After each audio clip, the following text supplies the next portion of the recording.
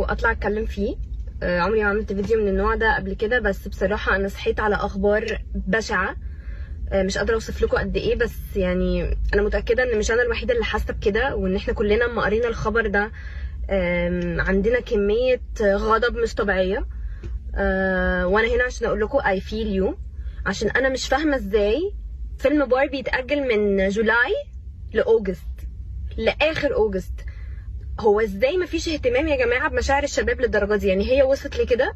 يعني هو ده اللي احنا وصلنا له؟ طب انا اهو، انا قدامكم مثال اهو، نزلت اجيب طقم بينك كنت عشان على اساس بقى ان هو في جولاي.